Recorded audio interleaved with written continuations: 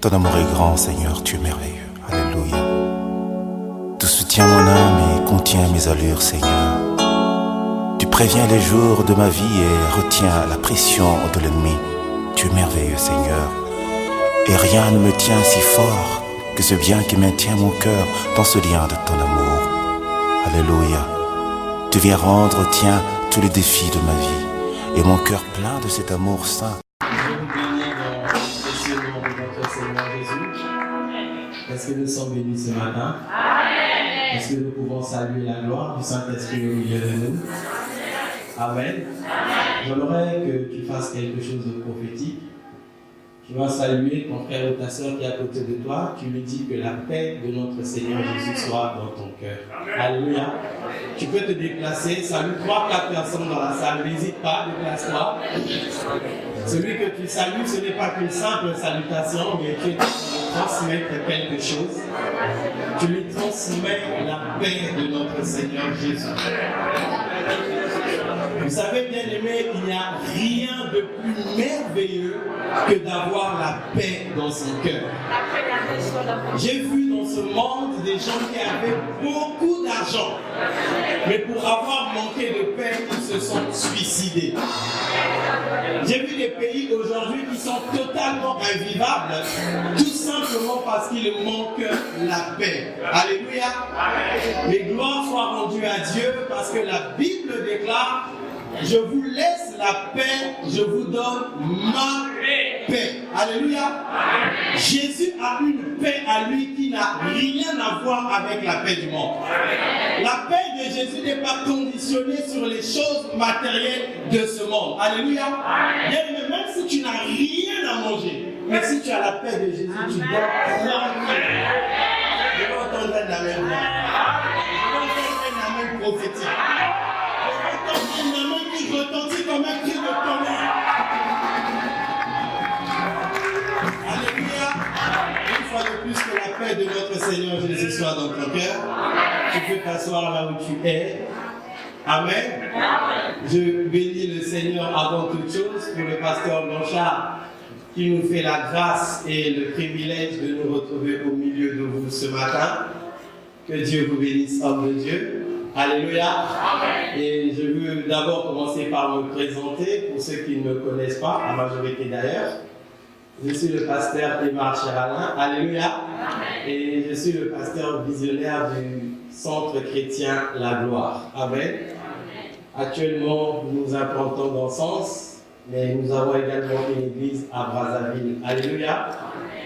Si jeune parfois que je peux paraître, mais ça fait aujourd'hui 19 ans maintenant que je sers le Seigneur et je suis un amoureux de Jésus. Et vous entendrez la même dire. Alléluia. Je vous transmets également les salutations de mon épouse, maman Cécilia, qui n'a pas pu être là ce matin. Alléluia. Parce que Dieu nous a bénis d'un merveilleux petit garçon qui est né il y a de cela 2-3 jours.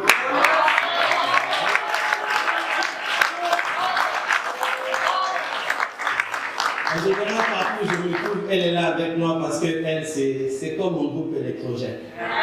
C'est elle qui m'alimente. Quand elle est là, je sens que ça fait quelque chose. Alléluia. Et je bénis beaucoup le Seigneur parce que Dieu m'a donné une femme. Amen. Alléluia.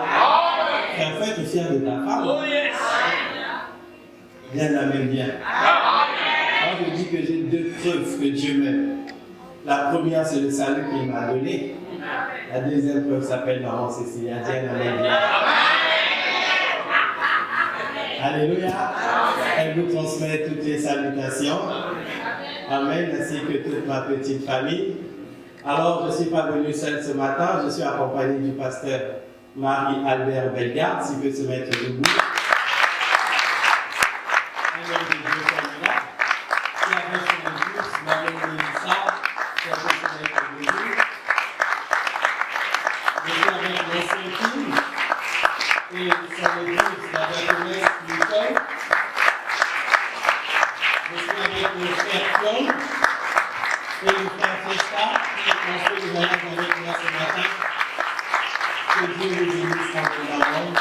Alléluia. Merci à mon Nicole. Alors, bien aimés, sans plus tarder, nous allons ouvrir nos Bibles dans le livre de Josué.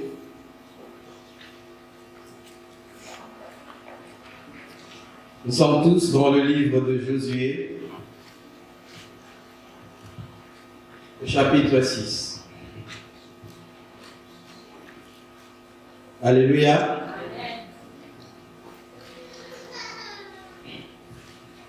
En tout cas, pour ceux qui me connaissent bien, quand je me présente souvent, je dis une chose, c'est que le pasteur Aymar que je ne suis pas un prédicateur de foule.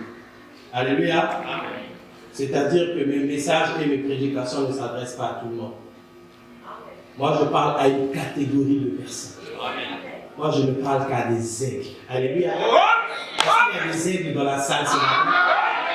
Est-ce que les aigles peuvent encore saluer la gloire de Dieu? Si tu ne comprends pas ce que je suis en train de dire, ça paraît comme du charabia pour toi, c'est pas grave. Je te demanderai juste une seule chose, c'est de me suivre attentivement. Alléluia. Parce que les paroles qui vont sortir de ma bouche ont la capacité surnaturelle de transformer toute ta vie. Je vais entendre un amen dire. Josué chapitre 6, et je ferai avec vous la lecture à partir du verset 1. Alléluia. Amen. La Bible dit, Jéricho était fermé et barricadé. Dites avec moi, fermé et barricadé. Fermé et barricadé. Alléluia. Amen. Vous savez, ce sont deux verbes qui font peur. Hein? Fermé et barricadé. Parce que ces deux verbes peuvent être le reflet d'une vie. Une vie où les choses sont fermées, c'est-à-dire qu'en dépit de tous les efforts que tu peux fournir, mais rien ne marche. Une vie où les choses peuvent être barricadées, c'est-à-dire que malgré toutes les capacités que tu peux avoir, mais rien n'avance dans ta vie parce que les choses sont barricadées. Alléluia. Amen. La Bible dit, Jéricho était fermé et barricadé devant les enfants d'Israël. Personne ne sortait et personne n'entrait. L'Éternel dit à Josué, vois, je livre entre tes mains Jéricho, dites avec moi Jéricho, Jéricho, et son roi, ses vaillants soldats. Verset 3. Faites le tour de la ville, vous tous les hommes de guerre. Faites une fois le tour de la ville. Tu feras ainsi pendant 6 jours. 7 sacrificateurs porteront l'arche et ses trompettes. Dites avec moi, porteront l'arche et ses trompettes. Porteront l'arche et ses trompettes. Alléluia. Il faut être connecté, hein? Quand je te dis de répéter, il faut répéter. Parce que ce que nous sommes en train de faire ce matin, ce n'est pas du théâtre. Oh yes. C'est un travail spirituel. Amen. Tu es peut-être assis là, tu ne sais pas ce qui se passe dans ta famille. Alléluia. Tu peux avoir un membre de ta famille quelque part proche d'un accident grave. Mais par ton amen, Dieu est capable de le guérir. Oh yes. Sois connecté, des choses se passent. Nous sommes une forte présence de l'onction de Dieu dans cet endroit. Alléluia. Amen. Dites avec moi, porteront devant l'arche. Porteront devant l'arche. La Bible dit par la suite, cette trompette retentissante. Dites avec moi, cette trompette. Cette trompette. Alléluia. Le 7e jour, vous ferez 7 fois le tour de la ville et les sacrificateurs sonneront des trompettes. Quand il sonnera de la corne retentissante, quand vous entendrez le son de la trompette, tout le peuple poussera des cris, des grands cris. Alléluia. Alors la muraille de la ville s'écroulera et le peuple montera chacun devant soi. Alléluia. Amen. Alléluia. Amen. Oh, c'est formidable.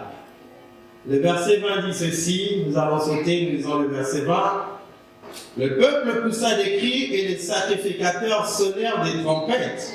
Lorsque le peuple entendit le son de la trompette, il poussa de grands cris et la muraille s'écroula. Dites avec moi, la muraille s'écroula. Le peuple monta dans la ville, chacun devant soi. Ils s'emparèrent de la ville et dévouèrent par interdit au fil de l'épée tout ce qui était dans la ville, hommes, femmes, enfants et vieillards, jusqu'aux bœufs, aux brebis et aux ânes. Nos yeux sont fermés, nos têtes sont légèrement inclinées, nous allons prier pour la parole. Éternel Dieu, nous te bénissons encore pour ta parole. Seigneur, je veux m'incliner devant toi ce matin. Je n'ai ni la connaissance ni la sagesse pour parler à ton peuple. Et je crois qu'il est écrit de toi que c'est poussé par ton esprit que des hommes ont parlé de ta part. Laisse, Seigneur, que toute ma chair se taise, que Emma disparaisse maintenant, et que toi et toi seul prennent le contrôle de tout ce qui sera dit maintenant. Dis avec ma bouche ce que la bouche d'un homme ne peut pas dire, et fais dans cet endroit ce qu'un homme ne peut pas faire. Je remets toute pensée captive à ton obéissance, et que toute la gloire te revienne dans le nom de Jésus. Nous disons 3 fois. Amen, amen, amen. On acclame très fort le Seigneur. Fermez vos Bibles et suivez-moi attentivement. Alléluia. Amen. Ici, la parole de Dieu est en train de nous transporter à un moment bien précis du peuple d'Israël. À un temps où le Seigneur s'apprêtait à leur donner en possession la ville de Jéricho. Dites encore avec moi, Jéricho. Jéricho. Parce qu'en réalité, la vie du peuple d'Israël n'était pas seulement cela. Avant ces instants précis, la vie du peuple d'Israël était composée des jours sombres.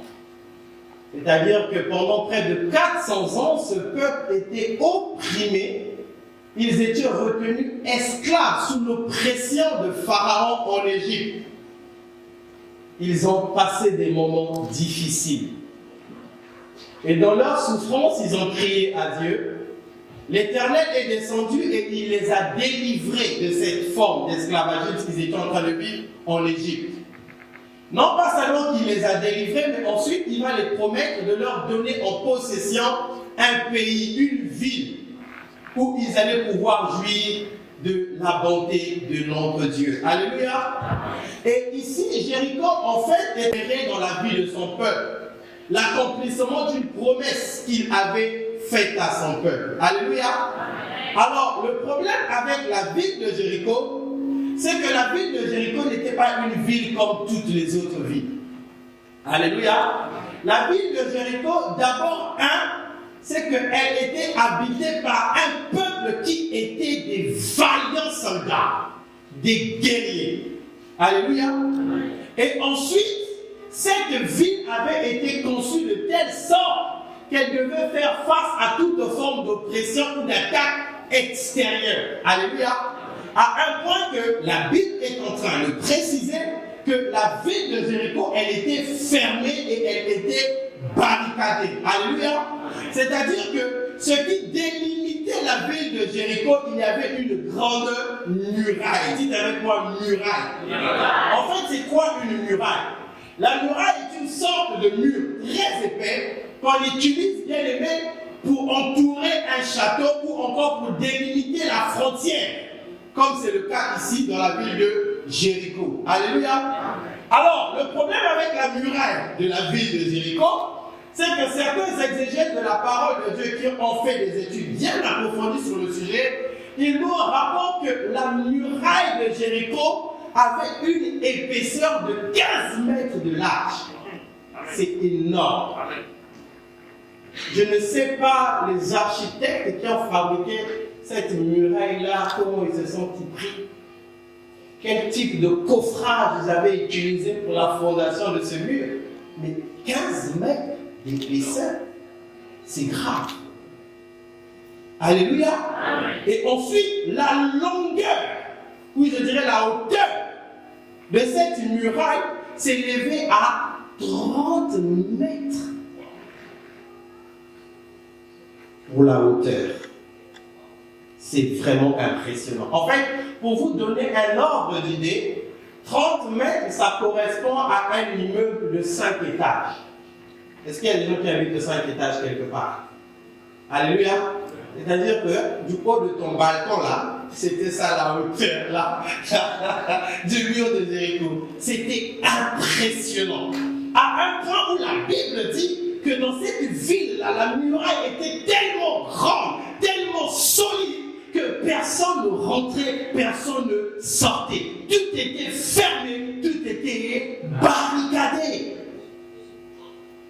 Alléluia. Amen. Vous savez, il y a des villes comme ça aussi où des murailles se sont levées.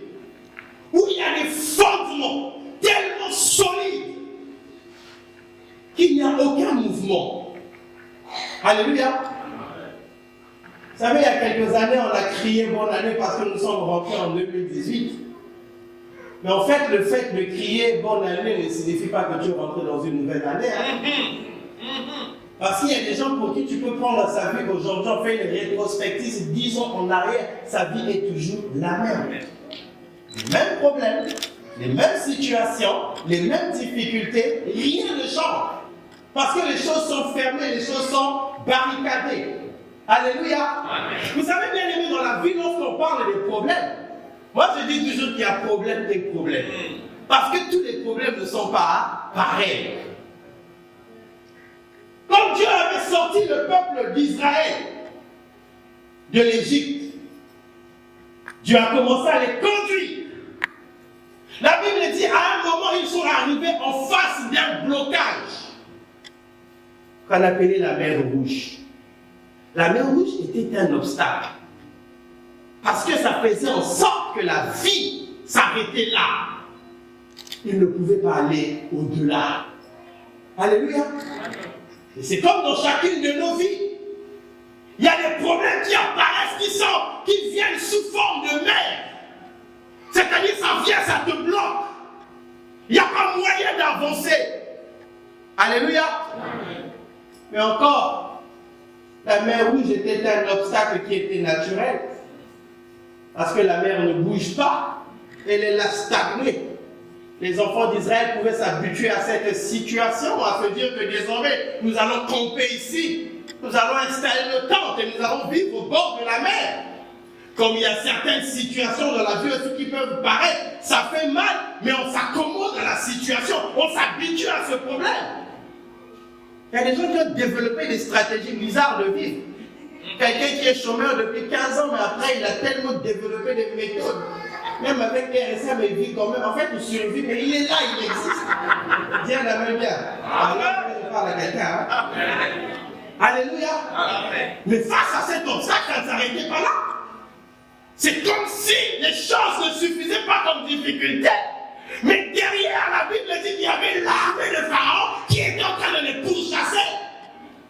Et là, ça devenait un problème. Parce que chaque minute qui est en train de s'écrouler, l'armée de Pharaon est en train de se rapprocher. Il y a des situations de la vie, bien aimé, quand ça te prend, ça te presse. Frère, tu as vu quelqu'un qui est en train de manger, mais il ne se rassasie pas. Tellement qu'il y a des problèmes. Il y a des gens, on a vu parfois des gens tellement nerveux, ce n'est pas qu'il est nerveux de nature, toujours des problèmes. Il se lève la situation, il dort la situation. Il y a des situations qui sont capables de te couper le sommeil. Des situations qui te mettent de la pression. Chaque minute qui est en train de passer, la pression est en train d'augmenter. Alléluia. Amen. La muraille peut représenter beaucoup de choses dans ta vie. Alléluia. Amen. Vous savez, il y a des gens qui viennent à l'église avec joie. Ils chantent Alléluia, Amen. Et lorsque le pasteur prie, il dit que tu es béni. Là où il est écrit Amen, il est content, il a la joie. Lorsqu'il rentre à la maison, et qu'il se retrouve seul, en face de sa glace, il regarde le miroir, il réalise qu'il y a un problème qui est là, qu'il attendait à la sortie de l'église. Le problème est en train de le presser, il a même oublié qu'il est Alléluia, Amen, qu'il était en train de dire à l'église. Oh, je parle à quelqu'un. Vous savez, le monde nous confronte à beaucoup de choses. Des choses parfois difficiles. Des choses choses, parfois tu as envie de servir Dieu, mais il y a un obstacle derrière qui te poursuit. Et qui fait en sorte que tu ne sois pas heureux. Vous savez, pendant que j'étais en train de lire ce texte, ce qui m'a choqué, c'est que la Bible déclare que cette muraille de Jéricho va s'écrouler. Mais ce qui a fait à ce que la muraille de Jéricho puisse s'écrouler, ce n'est pas parce que l'armée israélienne s'était bien préparée au combat. Ça n'avait rien à voir. Je veux dire à quelqu'un que Dieu pour te bénir, cela ne dépendra pas de la consistance de ton dossier. Je parle à quelqu'un. Je dis que ça ne dépendra pas de la consistance de ton dossier. Ce que j'aime avec ce Dieu bien-aimé, notre Dieu, pour nous bénir, il n'a même pas besoin de consulter ton CV. La muraille de Jéricho n'est pas tombée parce que l'armée avait une très bonne expérience de guerre. Ça n'avait rien à voir. Bien aimé, Dieu pour te bénir, il n'a pas besoin de consulter l'expérience professionnelle que tu as. C'est ça que j'aime avec ce Dieu. Oh, je veux entendre un amen bien. Alléluia. Vous savez bien aimé, la Bible déclare que lorsque tout le monde marcheront au nom de leur Dieu, nous marcherons au nom de l'Éternel. Amen. Alléluia. Quand le monde va s'appuyer sur leur expérience, le monde va s'appuyer sur leur connaissance, le monde va s'appuyer sur leur relation, le monde va s'appuyer sur leur capacité, nous on va s'appuyer sur l'Éternel des armées. Alléluia.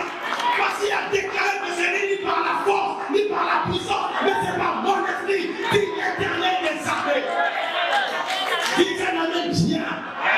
Dites amen que je continue. Dites amen.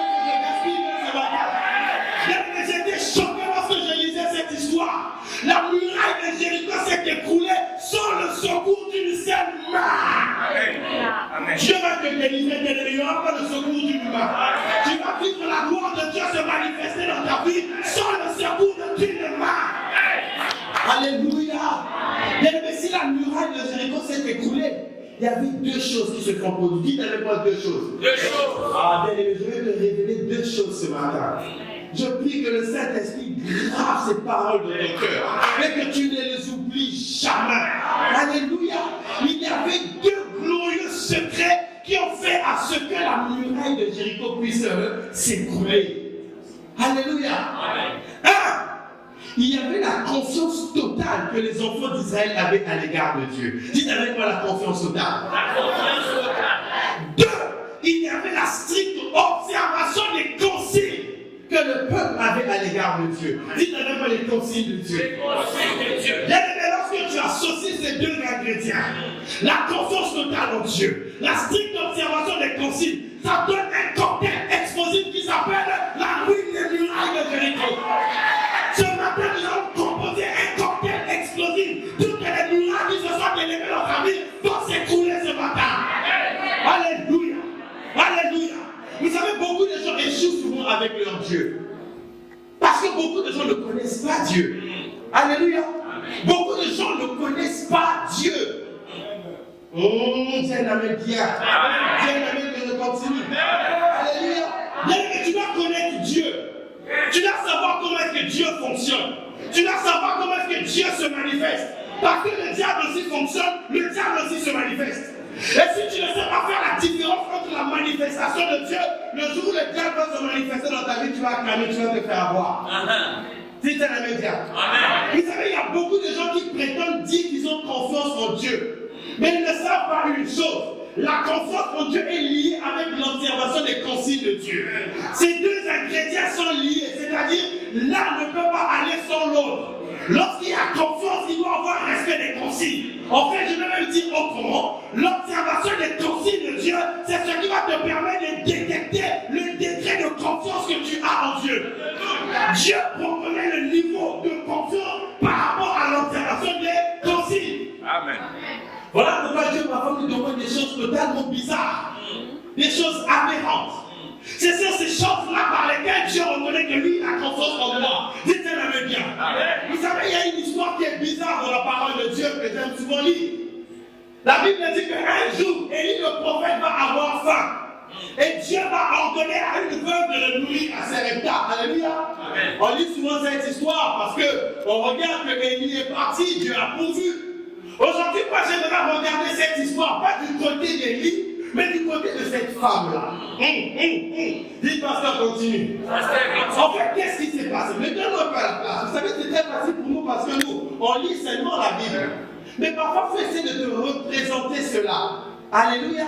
Il faut essayer de te représenter cela. Alors, imaginez-vous à un temps de famille où il y avait la sécheresse. Représentez cela. Alors, imaginez-vous à un temps de famille où il y avait la sécheresse. Il y avait une vieille femme quelque part. Cette femme qui était là, totalement veuve avec son fils. Elle n'avait plus rien à manger. Il lui restait seulement un peu de farine chez elle. Alors elle va décider que je vais aller ramasser du bois. Je veux faire le dernier repas pour moi et mon fils. On va manger comme quoi après nous allons mourir. Je parle de la veuve, je ne parle pas d'Élie. Dites amen que je continue. Et curieusement, un pasteur apparaît dans la vie de cette femme-là. Le pasteur dit à cette femme, Dieu m'a dit que toi tu dois me nourrir. La femme dit, pasteur, l'Éternel est vivant. C'est une façon de lui dire, je te dis la vérité, je ne te mens pas. Là où je te parle, là, j'ai seulement un peu de farine et un peu d'huile. Là, je ramasse le bois pour aller faire à manger un petit gâteau pour moi et mon fils. Je vais mettre mon bébé. Parce que lorsqu'on va finir de manger, après nous allons mourir. Alléluia. Amen. Écoutez maintenant ce que l'ange de Dieu dit à cette femme-là. Femme, ce que tu as dit, c'est bien. Va, fais comme tu as dit. Mais le gâteau que tu vas faire là, c'est pas pour toi et ton enfant, c'est pour moi.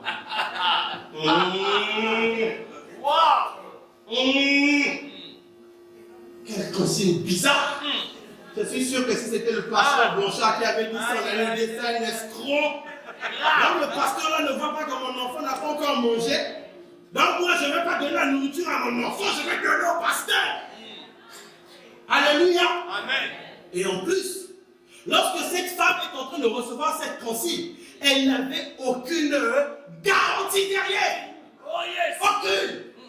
Elle n'a pas dit à cette femme-là, je vais prier, Dieu va faire en sorte que Dieu a beaucoup de nourriture et on va se partager. Non.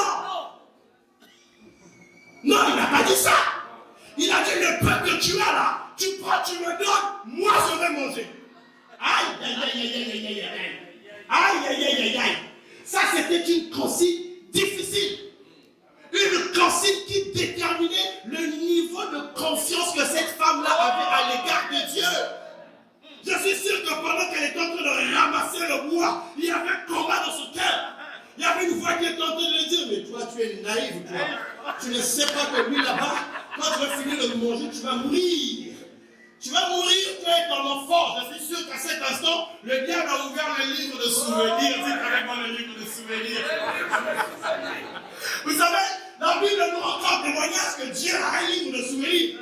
Un livre où Dieu a inscrit tout ce que nous faisons pour lui. Mais bien, je vais te révéler ce matin que le diable c'est un livre de souvenirs. Le livre de souvenirs de Fachur. Oh yes! Le diable va te dire, oh, mais si tu donnes ça, les impôts vont te saisir. Tu vas mourir. Le livre de souvenirs va s'ouvrir. Je suis sûr que cette femme, pendant qu'elle était en train de préparer le gâteau, il y avait un combat dans son cœur. Une voix disait ne fais pas. L'autre voix disait fais. Une voix disait mais tu vas mourir. L'autre voix disait aie confiance en Dieu. Bien, je vais dire à quelqu'un quelque chose ce matin. Quand je me suis converti, bien aimé, il y a quelques années en arrière, on m'avait enseigné une chose. On m'avait enseigné que rien n'était impossible à Dieu. J'ai grandi avec cette idée-là. J'ai marché avec cette idée-là.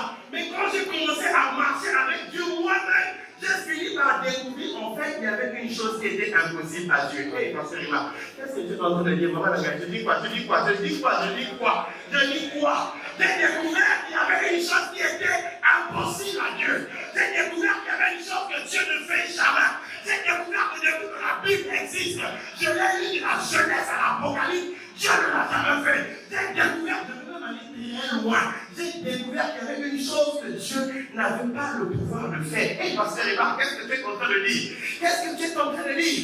J'ai fini par réaliser, bien aimé, que la chose qui était impossible à Dieu, c'est d'abandonner une personne qui se confie en lui. Je n'ai jamais vu quelque part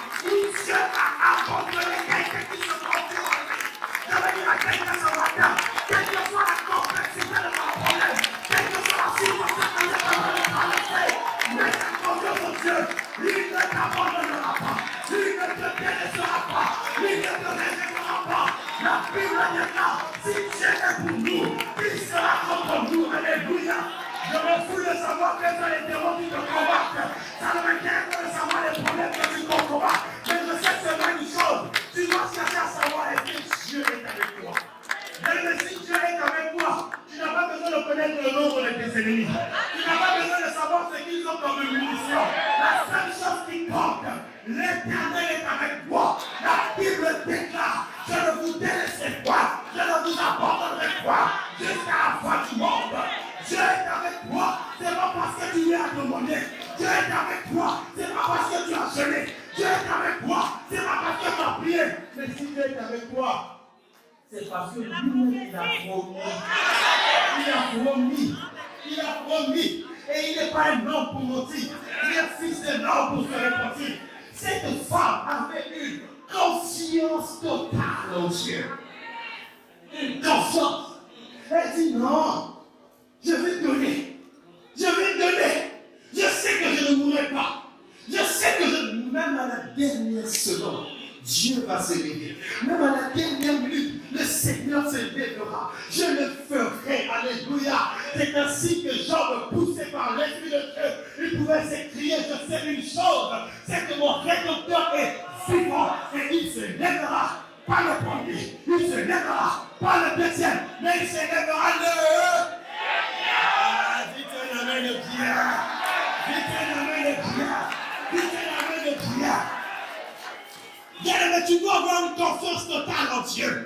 Et cette confiance va se reconnaître par le respect des consignes que tu as. Dites avec moi les consignes. Aïe, aïe, aïe, aïe, aïe, aïe. C'est là où beaucoup de gens échouent.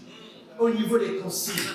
Bien-aimé, peut-être que tu ne le savais pas. Je vais te révéler ce matin que Dieu est un Dieu des consignes. Je répète, Dieu est un Dieu des consignes. D'ailleurs, toute la vie même est une vie de consignes. La loi est un ensemble de consignes. Si tu veux vivre longtemps, tu vas voir un médecin et te donnera des consignes. Si tu es malade, même si tu achètes le médicament, à l'intérieur du médicament, tu trouveras des consignes. Donc, toute la vie est faite de consignes. Dieu marche avec les consignes. Dis à ton voisin, Dieu marche avec les consignes. Tu veux voir Dieu apprend à respecter les consignes de Dieu. Avec le Seigneur, on ne triche pas. On ne triche pas. Alléluia. Apprends à respecter les consignes de Dieu. Il y avait un général qu'on appelait Naaman. Apprends à respecter les consignes de Dieu. Il y avait un général qu'on appelait Naaman. Ce général, il jouissait de l'amour et la confiance totale du roi. Il avait une grande renommée, mais il avait un problème, ce général. La Bible dit qu'il avait la lettre, une lettre bizarre. Je pense que si on peut se rapporter à ce temps, je pouvais me permettre de dire que cette lettre était comme une sorte de maladie incurable. Il n'y avait pas de médicaments pour cela. Et dans sa détresse, un jour, c'est une petite fille, une servante de sa femme, qui lui donne des conseils. Vous savez pourquoi un général arrive à écouter les conseils d'un enfant, c'est grave.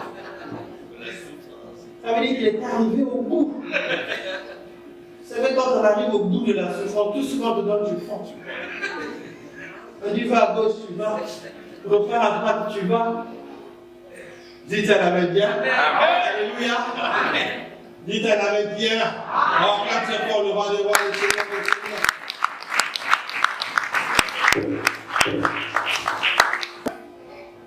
La Bible dit que le prophète n'est même pas sorti de sa tente. Le prophète Élisée seulement voyait son serviteur, va lui dire d'aller se jeter 7 fois dans le Jourdain. Alors, quand Naaman va recevoir cette instruction, cette consigne, il va s'énerver. Mais il est impoli, ce prophète-là. Donc, moi, en général, je me déplace.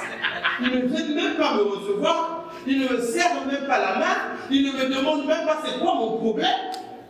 Mais qu'est-ce qu'il me dit d'aller me jeter 7 fois dans le journal? Allez, faisons des minutes qu'on rentre chez nous. J'en ai plus besoin. Et pendant qu'il parlait, ses serviteurs m'ont dit, mais mon général, si tu veux voir la gloire de Dieu, respecte les consignes. Respecte seulement les consignes. C'est seulement les consignes. Ce n'est pas une histoire compliquée.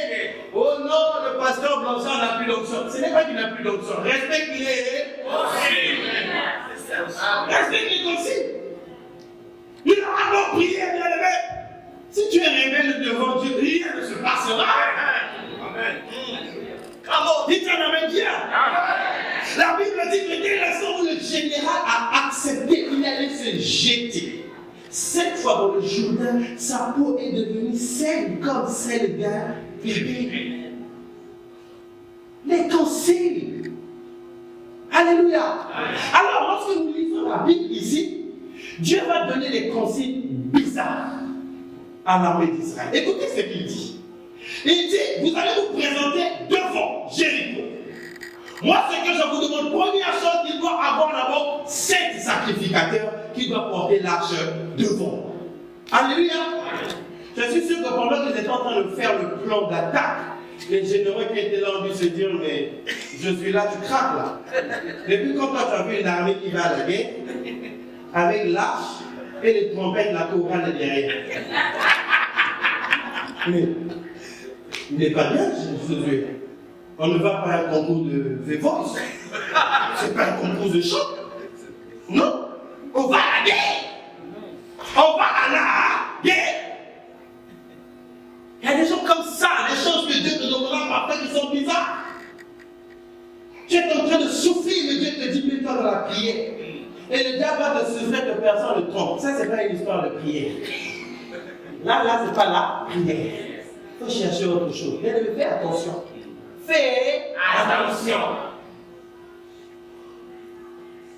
J'entendais un pasteur une fois qui était en train de lire que moi, aujourd'hui, je suis béni si je travaille. Ce n'est pas Dieu qui m'a donné ce travail, mais ce sont les relations que j'ai. Là où j'étais, ça me démangeait. J'avais envie de lui frapper dans le micro. De lui dire non. Non. La Bible déclare que l'homme ne peut recevoir que ce qui lui a été donné du ciel. Tout ce que j'ai, c'est le ciel qui me donne. Alléluia. La famille que j'ai, c'est le ciel qui m'a donné. La maison où j'habite, c'est le ciel qui m'a donné. Alléluia. Les jolis enfants que j'ai, c'est le ciel qui m'a donné. Voilà pourquoi, bien aimé, tu dois apprendre à reconnaître Dieu dans tout ce que tu as. Il y a des gens qui passent plus de temps à se plaindre, il y a quelque chose qui ne va pas. Est-ce que tu sais la merveilleuse famille que tu as, c'est Dieu qui te l'a donnée? Lève ta main droite, dis Seigneur, je te bénis pour la famille que tu m'as donnée. Dis Seigneur, je te bénis pour toute la vie que tu m'as donnée. Alléluia. La première consigne que Dieu donne à l'armée d'Israël, il dit, vous mettez l'arche devant. Dites avec moi l'arche devant. Bien aimé, l'arche symbolisait la présence de Dieu. L'arche symbolisait Dieu lui-même. Et la consigne que Dieu te donne ce matin, dans toutes les situations de ta vie, mets Dieu devant. Dans tes combats, mets Dieu devant. Pour ton mariage, mets Dieu devant. Pour ton travail, mets Dieu devant. Pour tes projets, mets Dieu devant. Pour les combats qui se lèvent contre toi, Dieu devant. Que Dieu soit devant en toutes choses.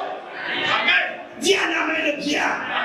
Vous savez bien aimé, lorsque tu ouvres la parole de Dieu, la Bible, écoutez-moi très bien, la première page de la Bible, alléluia, ouvrez pas ta Bible, Genèse chapitre 1, verset 1, la première phrase que la Bible dit, la Bible dit au commencement, mais un point.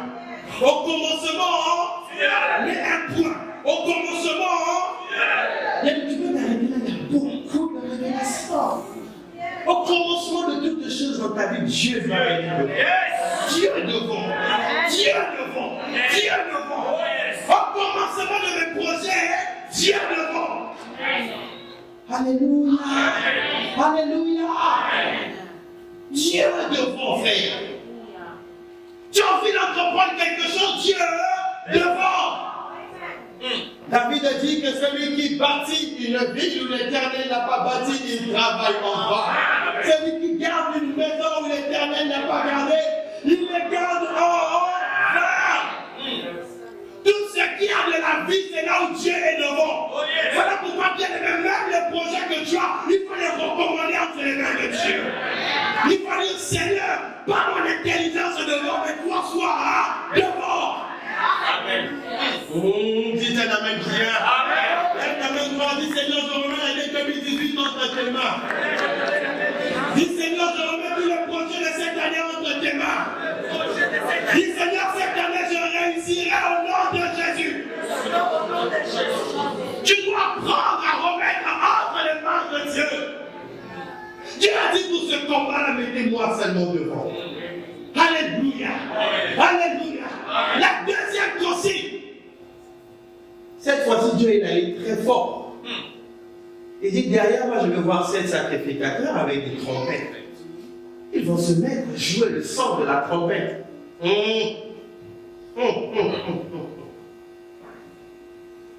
Je suis sûr que si le chef d'état-major était là ce jour-là, vraiment, il n'a pas dormi la veille. Il dit, mais on va nous assassiner là-bas. Donc, la chorale devant.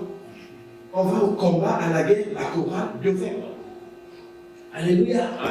C'était l'expression de la louange et de l'adoration.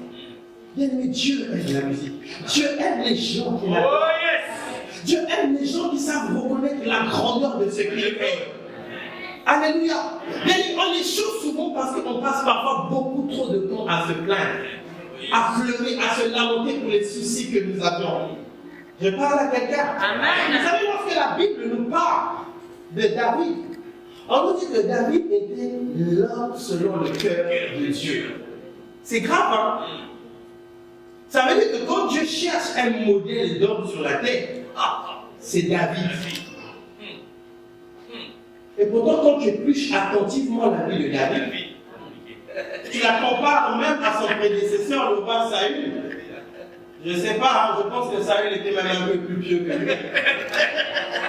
Parce que les dégâts que David a commis quand même, et à la conclusion, Dieu dit que c'est lui l'homme selon son cœur. Dites ça l'avait bien.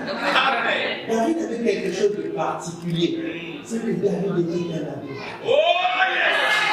adorateur. La majorité des chants que vous voyez, bien aimés, ce sont des chants que David est en train de composer. Il aimait le Seigneur dans la louange et dans l'adoration. Alléluia. Il y a un psaume où il est en train de dire que lorsque j'écris loué soit l'Éternel, je suis délivré de tous mes ennemis. C'est-à-dire que David nous présente la louange comme étant une arme efficace. Alléluia. Lorsqu'il en face des combats, lorsqu'il en face des oppressions, David ne pleure pas. David ne se lamente pas. Les chrétiens aujourd'hui sont composés de pleurnichards et de pleurnicheuses. Ils passent leur temps à pleurnicher, à pleurnicher, à pleurnicher. Ah, pasteur, moi ça va plus. Qu'est-ce qu'il y a? Il y a de la beaucoup. Hé, canard! Les canards comme ça à l'église. Ils ne vont jamais plus haut. Ils ne peuvent pas monter. Le canard, il est tellement lourd quand il essaie de monter. Il est là, il essaie. Regardez le canard quand il lit la parole de Dieu. Il va t'ouvrir Matthieu chapitre 7, verset 7. Je crois que ça, c'est le verset le plus célèbre du monde. Demandez, on vous donnera. Le canard vient à l'église, il ouvre la Bible. Demandez, on vous donnera. Il a compris, il a lu. Il a dit que Dieu a dit demande, on va te donner. Le canard, il arrive dans la présence de Dieu, il demande. Dieu ne donne pas. Lundi demande. Ne donne pas. Mardi, rien. Mercredi, rien. Jeudi, rien. Vendredi, rien. Samedi, rien. Dimanche, rien. Ah! Ferme la Bible. Comment on met ça à l'hôpital? Que Dieu s'il est que les mots sur les gens. Vous voyez des gens avec des réactions bizarres. Mais mon frère, on te voit pas à l'église. Ah, tu carres à moi. Est-ce que ces choses? On vient de prier et on est fatigué. On a commencé les prières en esprit. Alléluia. Les anciens combattants dans le Seigneur. Les autres qui ont combattu, après ils sont fatigués. Aujourd'hui, les pasteurs prennent même la retraite. Ils sont fatigués. On bouffe alors ça la vaisselle. Je vais mourir même avec un AVC. Je démissionne. Alléluia. Alléluia. Ça c'est le canard. Parce qu'il essaie de monter, mais il y a pire que les canards, il y a des dindons verts. Les chrétiens d'un an, lui là, il est sec. Ça ne marche pas. Quand elle est d'un an à l'église, vraiment, c'est difficile à reprendre pour le pasteur. Ah, tu t'es la même bien. Amen. Et quand même, je continue. Amen. Alléluia. Vous savez, lorsqu'un nègre ouvre la parole de Dieu, lorsqu'un nègre va ouvrir Matthieu 7 et 7, il lui demande et on vous donnera. Il demande et il dit Dieu ne donne pas. Il demande et mardi Dieu ne donne pas. Jeudi rien, vendredi rien, samedi rien, dimanche rien. L'aigle s'arrête. Il comprend qu'il y a un problème. Il nous montre. Il comprend que le verset ne s'arrête pas là. La Bible dit cherchez-vous pour aller. Il quitte la dimension de tout monde. Et il cherche. Alléluia. Il y a des fois quand tu apprends à monter dans les hauteurs, il y a des choses qui se demandent, mais il y a des choses qui se cherchent. Il y a des choses que Dieu te donnera. Il y a des choses qui vont frapper. Il y a des choses qui vont être violentes. Mais si les choses ne bougent pas dans ta vie, il ne faut pas dormir. Tu te dois de faire bouger les choses. Tu te dois de faire bouger les choses. Si les choses ne changent pas, tu te dois de faire changer les choses. Et c'est quelqu'un qui est déterminé. C'est quelqu'un qui sait que la Bible déclare Christ en moi. C'est l'espérance de la foi. Il y a des choses qu'il ne faut pas accepter dans ta vie, frère. Il y a des fardeaux qu'il faut refuser. Alléluia. Dans les dimensions. Alléluia. Oh, ce peuple s'est levé avec la chorale. Ils étaient en train d'adorer leur Dieu face au combat. Je parle à quelqu'un. On vient te dire que regarde, les choses sont fermées. Malgré que les choses se ferment, tu continues dans l'adoration. Oh là là, oh là là, oh là là, oh là là. La Bible nous rend témoignage un jour. L'apôtre Pierre, il avait été arrêté. On l'a mis en prison. Et le jour qui précédait, l'instant où il devait comparaître devant le tribunal pour qu'il soit exécuté. Alléluia. Cette nuit-là, il était calme. Il n'a pas paniqué, il n'a pas pleuré. Il s'est simplement mis à dormir parce qu'il avait une tranquillité dans son cœur. Il savait que Dieu est là avec moi. Dieu ne m'a jamais abandonné. Dieu ne m'a jamais délaissé. Dieu ne m'a jamais rejeté. Alléluia. Je veux parler à quelqu'un ce matin. Dis un amen que je continue. Dis un amen que je libère. Dis un amen que je dépose. Écoute-moi bien aimé. Écoute-moi très bien toi qui es là ce matin. Si ta foi est assise sur ce que le pasteur Blanchard t'a prêché, tu es un chrétien malheureux. Ah, pasteur, qu'est-ce que tu es en train de dire? Aïe, je répète. Si ta foi à toi est assise sur ce que le pasteur Blanchard te prêche, tu es un chrétien malheureux. C'est vrai que la Bible dit que la foi vient de ce qu'on entend. Et ce qu'on entend qui vient de la parole de Dieu. Je suis d'accord. Alléluia. C'est-à-dire que lorsque le pasteur Blanchard parle, la parole qui sort de sa bouche déclenche un mécanisme automatique qui amène la foi en toi. Mais ce qui fait résider la foi, c'est pas ce que le pasteur Blanchard t'a dit. Parce que le pasteur Blanchard est un homme. Alléluia. Aujourd'hui il est là, mais demain il peut tomber. Demain il peut te frustrer. Alléluia. Il y a beaucoup de chrétiens qui n'ont rien compris. D'autres ont abandonné la foi. Pourquoi? Parce que les pasteurs. Quand tu viens à l'église pour un pasteur, mais tu n'as rien compris. Tu n'as rien compris. Alléluia. La Bible dit, Actes chapitre 1 à partir du verset 8, vous recevrez une le Saint-Esprit souvenant et vous serez mères. Vous serez mères. Aïe, aïe, aïe, aïe, aïe, aïe, aïe. Lorsqu'on reçoit le Saint-Esprit, la fonction numéro 1 du Saint-Esprit, il vient faire de nous des témoins. Par définition, un témoin, c'est quelqu'un qui a vu, entendu ou vécu une action. C'est-à-dire que quand le Saint-Esprit vient en toi, il emmène le témoignage. Tu as envie de dire que Dieu bénisse, il faut que tu passes par la galère. Quand Dieu va te bénir, ça fait un témoignage. Tu dis que Dieu guérit, il faut que tu sois malade. Quand Dieu va te guérir, ça fait de toi un témoignage. C'est-à-dire que ta foi ne sera pas assise sur ce que le pasteur t'a dit, mais la foi sera assise sur ce que tu as vécu. Sur ce que tu as vécu. Parce que la Bible déclare, voici les signes qui accompagneront ceux qui auront cru. Lorsque tu as la foi, bien aimé, la foi ne se voit pas. La grandeur de la foi ne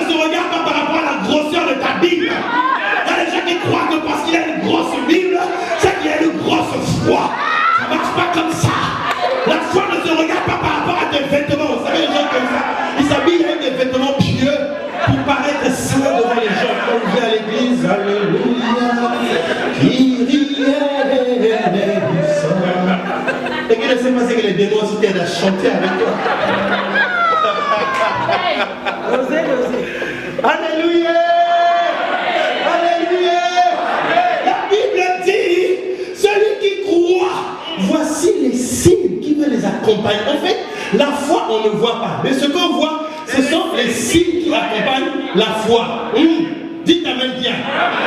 Lorsque tu crois, il doit avoir un cortège de signes et de miracles qui doit accompagner toute ta vie. Alléluia. Cette personne qui t'est bergé t'a chassé à 4 h du matin en plein hiver, il croyait que tu allais mourir. Quelque temps après, il apprend que tu es devenu propriétaire. Tu as acheté ta vie. Comment il a fait les signes et les miracles? Je parle à quelqu'un. Je parle à quelqu'un. Je parle à quelqu'un. Tu dois croire à son Dieu. Tu dois avoir la foi, une espérance pas possible. Dites un amen. Dites amen que je continue. Dites amen que je dépose encore. Alléluia. Ce matin, j'étais réveillé très tôt par une maman. Une maman, vraiment il y a un témoignage particulier avec cette maman. Alléluia. Il y a quelques années, tandis que j'étais pasteur dans une église à Paris, cette maman-là, elle était là tous les jours à l'église. Amen. Et cette maman-là, son mari n'aimait pas sa prière. Elle n'aimait pas quand elle allait à l'église. Son mari était un réfugié politique ici, donc on avait refusé d'accorder le statut. Et il vivait dans une situation tellement précaire que les deux, qu'il était sans aucun papier. Et non pas seulement ça, mais on lui avait déjà donné une reconduite à la frontière. Donc il n'avait plus le droit d'être sur le territoire français. Et elle, tous les jours, elle venait à l'église, elle venait prier. Et un jour, pendant que j'étais en train de sortir, elle m'appelle. Alléluia. Et elle me dit, pasteur, là où je te parle, j'ai un souci. J'étais au volant. Je me dis, qu'est-ce qu'il y a? Elle me dit, mon mari a été arrêté. Comment ça? Et elle m'explique, elle me dit, là où je suis là, donc on m'a appelé du centre de rétention, il y a un vol ce soir. Donc là, en fait, il prend ce vol à 20 h et il part. Et après, je dis à cette maman, ne t'inquiète surtout pas, ton mari ne repartira pas parce que Dieu est fidèle. Alléluia. Vous savez, nous les pasteurs, c'est instinctif. Ne réfléchis pas tout de suite, tu dis une parole de foi. C'est rare de voir un qui va te dire, ça ne va pas marcher. On espère toujours de la foi. Et comme ça, instinctivement, je conduisais, je dis, t'inquiète pas, il ne va pas repartir ton mari. Et cette femme dit une parole qui m'a bouleversé. Elle dit, homme de Dieu, je sais que Dieu ne descendra plus. Et pour moi, comme tu as parlé, c'est Dieu qui a parlé. Et je crois que mon mari ne repartira. Dès qu'elle a dit ça, j'ai freiné. Parce que j'ai compris que j'avais eu un problème. C'est Dieu qui a parlé. Maintenant, si on refoule le copain de Dieu. Et j'ai fait des demi-tours de ce je rentre là, on fait un test de l'Est, je vais aller prier. Parce que là, je crois qu'on a eu des problèmes. Alléluia. Et je me suis mise à genoux. Je dis, Seigneur, je ne sais pas ce que ce monsieur a fait. Je ne sais pas qu'est-ce qui s'est passé là-bas, mais je sais une chose, c'est que j'ai libéré ta parole. Oh Dieu, si c'est toi qui m'as appelé au ministère, Seigneur, glorifie ton nom. Amen. Alléluia. Cette femme ne va pas pleurer. Alléluia. Je reprends le téléphone. Cette fois-ci, c'est moi qui la rappelle. Avec des paroles de foi. Je lui dis, ne repartira pas. Quelles que soient les circonstances, il ne va pas repartir. Et tu sauras que Dieu est Dieu.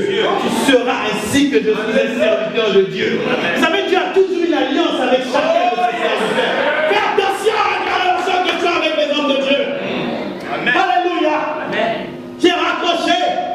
Il y a quelque chose de bizarre qui s'est passé. C'est que cette femme est arrivée là-bas. On a préparé son mari pour l'envoyer, pour l'expulser, on minotait. La procédure a été faite, le papier signé, le cachet, on le prend, on le ramène. Au moment où on l'emmène comme ça, il tombe. On dit c'est grave, qu'est-ce qui se passe? Il convulsait, on a fait venir le médecin. Le médecin regarde, la tension est descendue à 5. Le médecin dit ah! Si vous le mettez dans l'avion, il meurt. Vous le mettez dans l'avion, il meurt. Et vous serez responsable de sa mort. Ça, on ne veut pas. Ils l'ont ramené là-bas, ils l'ont levé les minottes. Monsieur est parti. Dès qu'il est rentré, je lui regarde l'attention du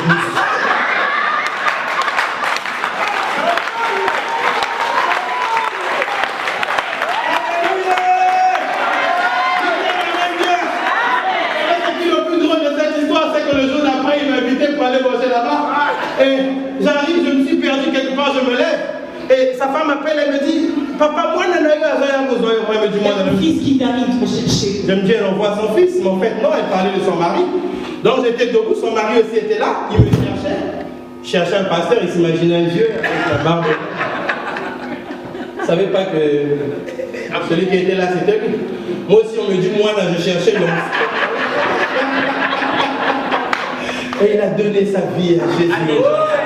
Bien-aimé, je veux que ta foi soit basée sur ce que tu as vécu. Lorsque Jésus parlait à cette femme, alléluia, à la Samaritaine, il dit à la Samaritaine, vous adorez un Dieu que vous ne connaissez pas. Il y a des gens qui adorent un Dieu qu'ils ne connaissent pas. Bien-aimé, moi j'adore un Dieu que je connais parce que je l'ai vu dans ma vie. Je sais où est-ce que Dieu m'a ramassé. Je sais ce qu'il a fait dans ma vie. Lorsque je m'attache à ce Dieu, c'est pas assis sur un homme, mais je suis assis sur ce que j'ai vécu en moi. Amen. Alléluia. Tu dois apprendre à comprendre, bien-aimé, que Dieu, il faut l'adorer. Il faut le louer. Il y a des combats, bien-aimé, tu n'as pas besoin de t'élever. La louange seulement et l'adoration suffit pour créer un tremblement de terre dans le camp de l'ennemi. Alléluia. Dieu aime l'adoration. Dieu aime des gens qui reconnaissent sa grandeur. Des gens qui disent, Seigneur, moi-même de ma propre force, je ne peux rien. Alléluia.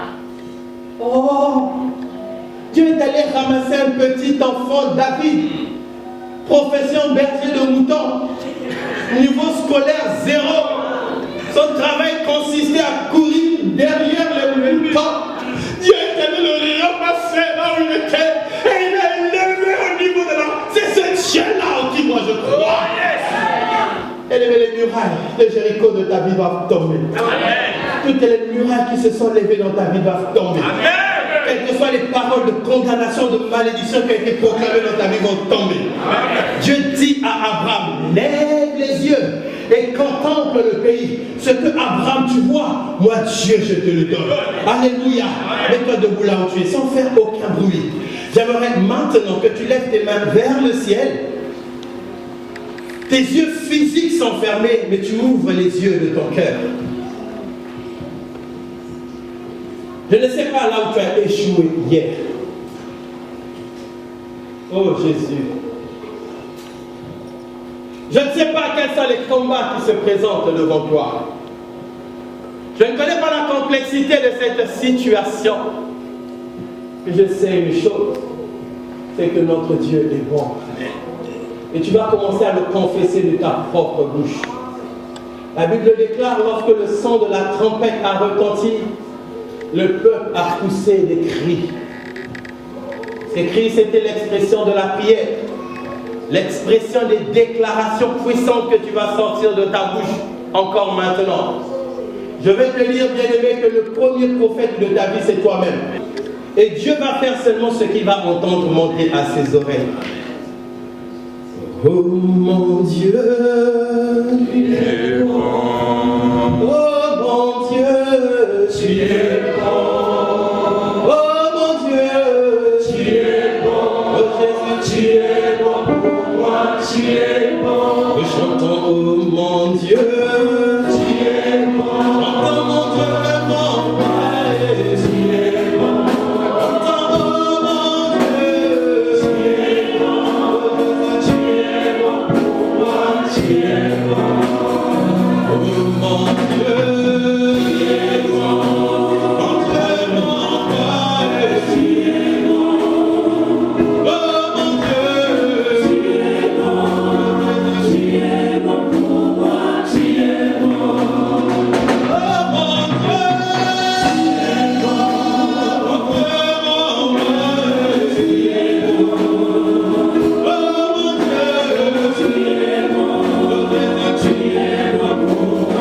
Yeah.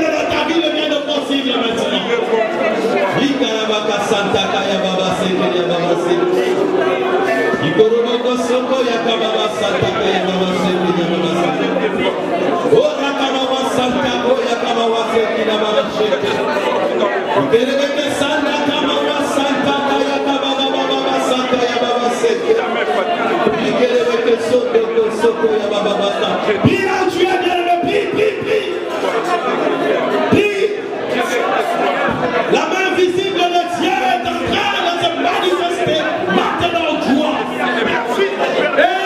Jésus, Jésus, Jésus, Jésus, Jésus.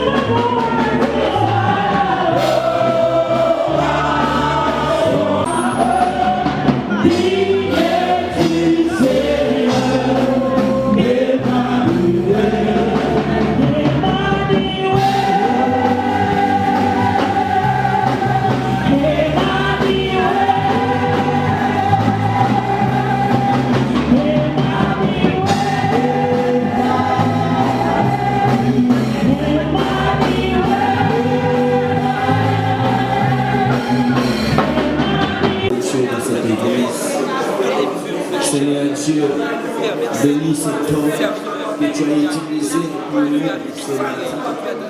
Le pasteur Shrala, Seigneur, que tu puisses le oindre davantage, donne-lui davantage de révélation. Seigneur, oh Dieu, protège-lui, garde-lui davantage auprès de toi. Bénis sa maison, bénis, Seigneur, le ministère, bénis, Seigneur, sa femme et les hommes. Oh, gloire à Dieu. Gloire à Dieu. Tu vas élever ta voix, tu vas prier pour cet homme que Dieu a utilisé ce matin, pour cette parole qui a été enseignée ce matin. Que cela soit davantage enraciné en nous. Et Dieu donne encore davantage de révélations sur cet homme.